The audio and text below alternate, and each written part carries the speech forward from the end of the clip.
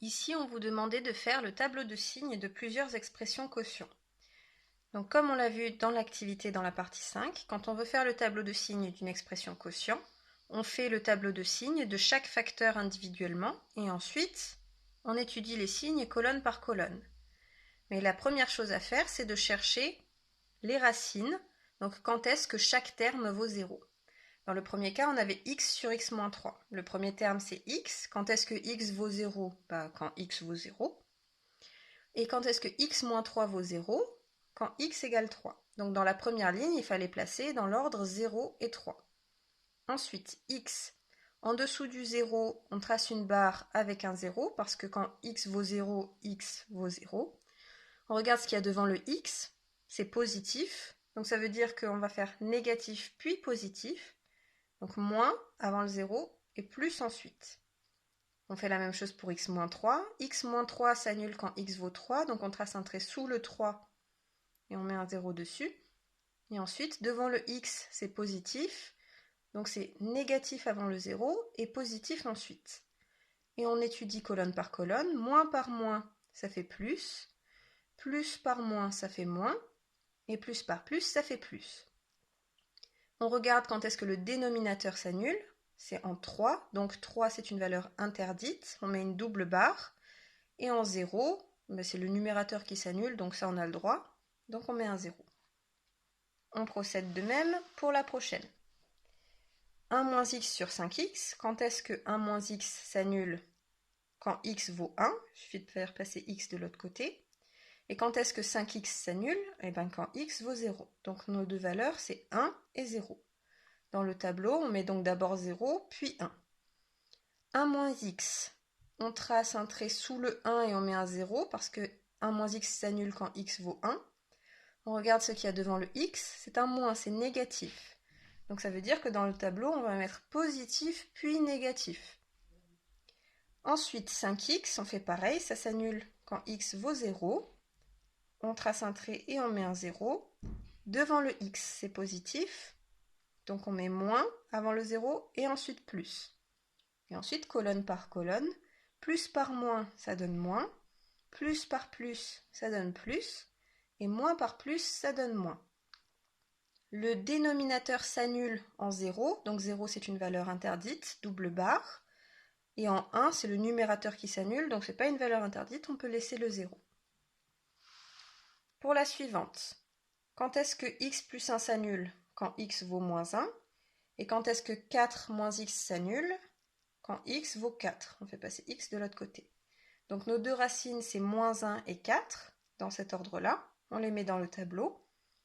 Ensuite, x plus 1, donc on a dit que ça s'annule en moins 1. On trace un trait sur le moins 1 et on met un 0. Devant le x, c'est positif. Donc dans le tableau, c'est négatif puis positif. Négatif avant le 0, positif ensuite. Pour 4 moins x, ça s'annule en 4. Devant le x, c'est un moins x. Donc c'est d'abord positif et ensuite négatif. Donc on met d'abord des plus et ensuite un moins. Et puis on fait colonne par colonne. Moins par plus, ça fait moins. Plus par plus, ça fait plus. Et plus par moins, ça fait moins. Comme d'habitude, on regarde la valeur interdite. Ici, c'est 4, donc on met une double barre. Et en moins 1, on met un 0.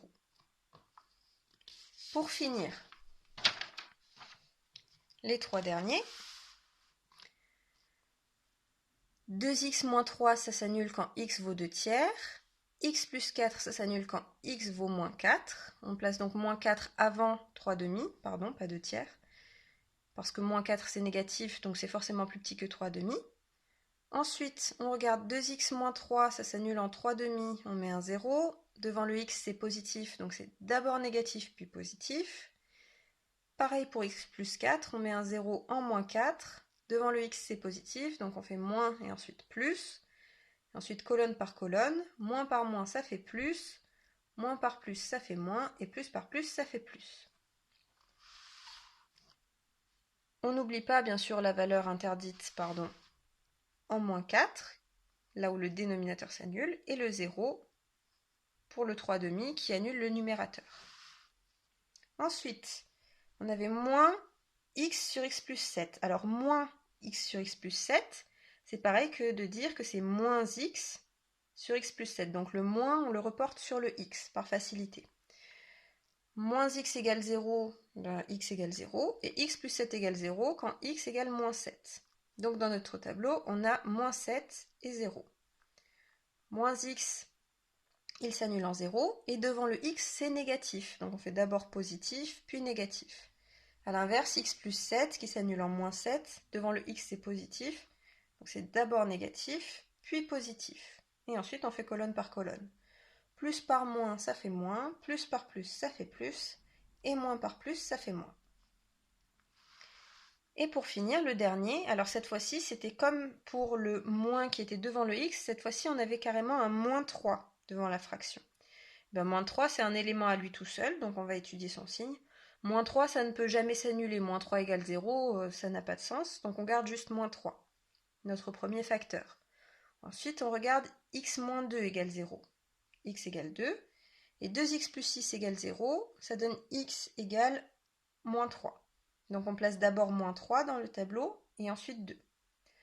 Moins 3, notre premier facteur ici, c'est tout le temps négatif. Donc on met des moins partout. X moins 2, devant le x c'est positif, donc c'est d'abord négatif puis positif, et ça s'annule en 2. 2x plus 6, devant le x c'est positif, donc c'est d'abord négatif puis positif, et ça s'annule en moins 3. Et ensuite on fait colonne par colonne. Moins par moins ça fait plus, par moins ça fait moins. Moins par moins ça fait plus, par plus ça fait plus. Moins par plus ça fait moins, par plus ça fait moins. Et on n'oublie pas, la valeur qui annule le dénominateur, c'est moins 3, donc valeur interdite en moins 3. Donc là, vous voyez, même si notre premier facteur moins 3, il n'y avait pas de x, on peut quand même faire son tableau de signes, il est juste tout le temps négatif et ne s'annule pas.